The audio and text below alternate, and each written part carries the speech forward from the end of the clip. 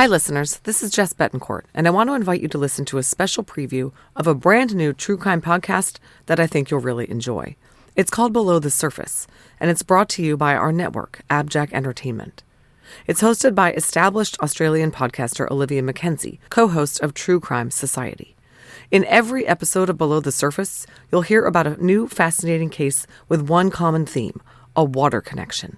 In this preview of Episode 1, you'll hear about the mysterious case of Kim Wall, a journalist who went for a ride as a guest on a submarine and was never seen again. You can listen to Episode 1, The Case of Kim Wall, in its entirety right now. Just search for Below the Surface on your favorite podcast player or app, and if you like the show, you can also listen to Episode 2, which is out now. We'll include links and info for Below the Surface in the show notes. Thanks for listening, and we'll see you back here soon with all new episodes of DNA ID. Thank you for checking out this special preview of Below the Surface, the new podcast from AbJack Entertainment that brings you fascinating cases with a water connection.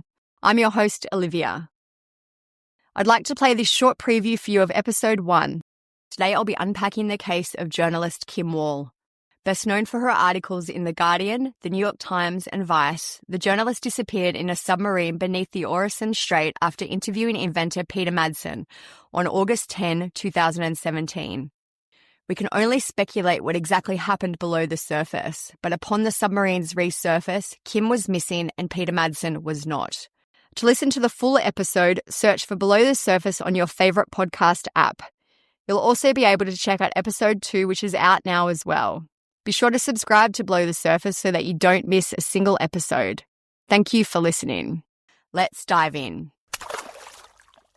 Born in 1987, Kim Wall grew up with her parents and her older brother Tom in the tiny town of Trelleborg in the south of Sweden.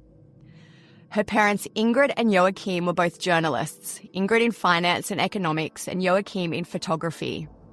Their children's lives were filled with newspapers every morning as the family ate breakfast. Kim often accompanied her mother to interviews and assignments as a child, so nobody in the family was surprised when Kim announced that she wanted to be a journalist someday too. But not the kind that her parents were. She wanted to go places and write stories about the people nobody else bothered to pose questions to. As a teenager, Kim's family and friends described her as extremely driven and very impressive. Nothing stopped her, and even after she met her goals, she simply moved on to new ones. She never took time to sit on her laurels. After high school, Kim studied at the London School of Economics before getting her master's from the prestigious School of Journalism at Columbia University, where she graduated with honours at the top of her class. In the years after Kim obtained her master's, finding work with a particular network or company proved almost impossible, as most reporting networks were no longer hiring full-time journalists. Instead, these companies searched for freelancers who had already written articles and paid them for their rights to publish their stories. While this wasn't the most financially stable life, it worked for Kim. She went on to freelance for some of the world's most popular media outlets, including Vice, The Guardian, The New York Times, and even the South China Morning Post. One of her friends later told the BBC what made her journalistic abilities so exceptional was that she looked for quirky stories but with a bigger narrative. Most of the stories Kim focused on circled around subcultures, gender, and issues in social justice. While her interests were vast and she travelled frequently and wrote about her experiences in other countries, her stories were always incredibly topical and allowed her audience to see a deeper message beyond the reporting. She was particularly skilled at digging deeply into her interviews, and she never lost the humanity of her subjects. The more she wrote, the more she travelled. By the age of 30, Kim had literally traversed the globe, interviewing everyone from voodoo priests in Haiti to individuals identifying as vampires and gang members of China's Tamil tigers. She was quick-witted, street-smart, and always prepared. Her friend Katerina recalled Kim explaining that she carried a photo of her and her parents in her wallet when she travelled. This wasn't because of any kind of emotional connection, but as a security measure in case she got kidnapped. Katerina explained that's just who Kim was. She was never afraid, always aware, and never reckless. She'd interview anyone, but was always able to keep charge of the situation with her Swedish bluntness and her carefully placed decisions. It's how she got reclusive and shy people to talk to her. It was also how she'd won a fellowship with the International Women's Media Foundation to report on Uganda and Sri Lanka.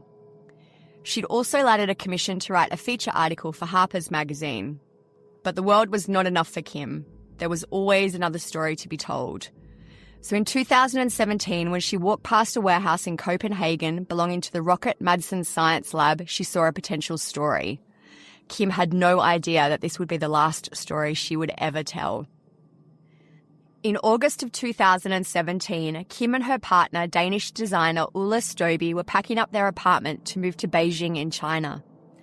After almost a decade of travelling the world and living in places for less than 3 months, Kim and Ulla had decided to settle permanently in Beijing to build a life together.